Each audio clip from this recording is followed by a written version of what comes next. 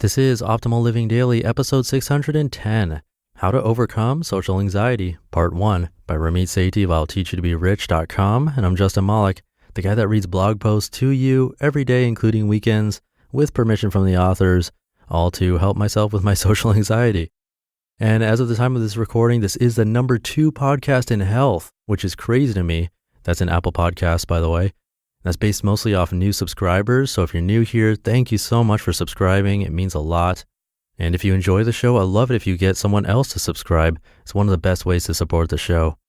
Now, today's episode is about social anxiety, which I think everyone experiences from time to time, some more than others, like me, for example. Fun fact, one of the main reasons I started this podcast was because I wanted to speak more and try to help my social and performance anxiety. So this post was picked kind of for selfish reasons, but I'm sure there'll be parts that help you too, even if you don't get anxiety. Oh, and it's on the longer side, so I'll read the first half today and then the rest tomorrow. All right, that's enough of an intro, so let's get right to part 1 of the post as we optimize your life. How to Overcome Social Anxiety, Part 1, by Ramit Sethi of I'llTeachYouToBeRich.com. Tell me if this sounds familiar. You're at a party and you only know one person and he's off talking to someone else. So you just sit in the corner and play Candy Crush on your phone while wishing for a time machine to jump you to the end of the party. Or you're on a first date with someone and it seems like everything you say is worthy of its own post on Reddit's subgroup Cringe. Or you're at a networking event with the opportunity to let people know about your business, but you're too nervous to even make eye contact with anyone without hyperventilating. Unless you're some sort of charismatic prodigy, these scenes should be incredibly familiar to you. But when you really think about it, it doesn't really make any sense. All of us have a certain area of our lives where we're really comfortable. Maybe it's around our family or a close group of friends. When we're there, we feel totally at home and at ease.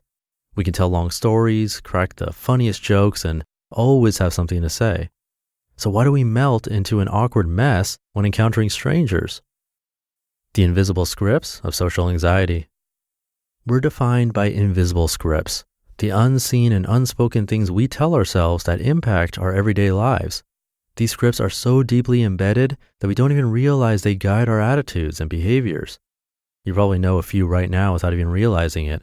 Things like, after college, I need to get married, buy a house, and have kids. Or, I need to find a cushy office job and work there until I'm retired. Or, having more Twitter followers means more people like me. Or, I need to follow my passion to find my dream job.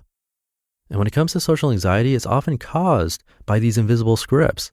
That's why we see so many people hide behind platitudes like, I'm an introvert, that's why I suck at talking to people. I used to believe in the exact same scripts, but I learned the systems to demolish those mental barriers. How? Simple. I fought invisible scripts with an invisibility cloak. The invisibility cloak concept.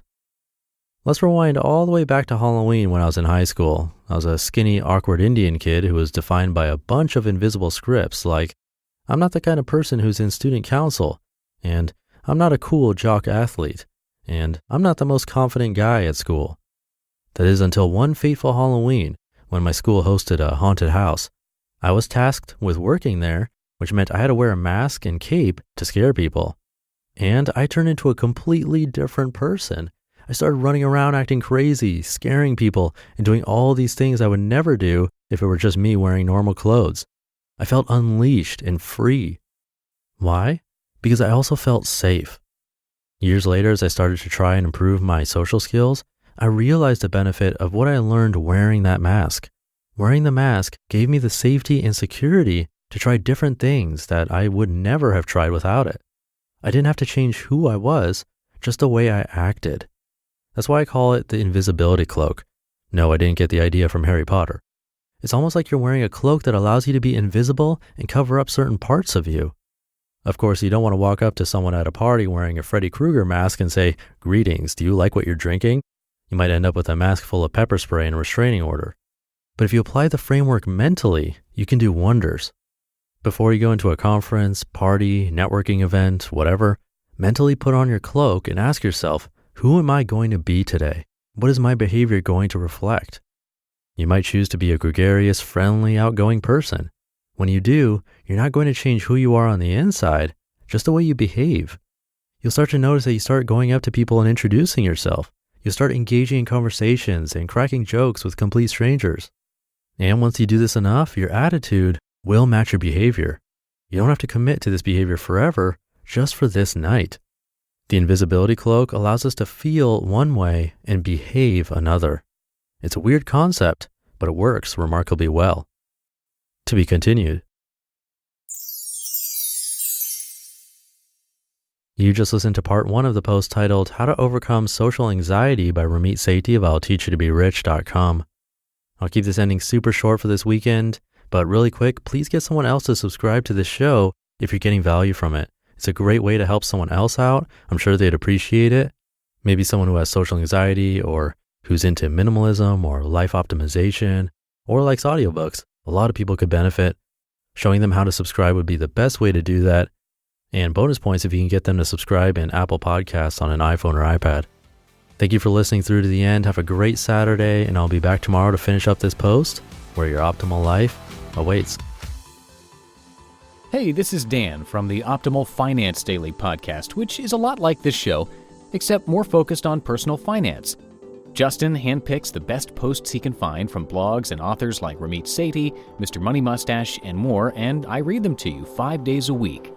So if you enjoy this podcast, come on over and subscribe to Optimal Finance Daily too. And together, we'll optimize your financial life.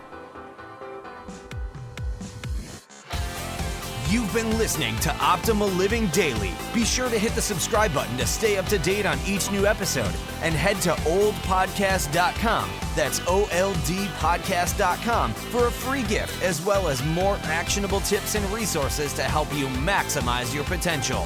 Thanks for joining us, and remember, your optimal life awaits.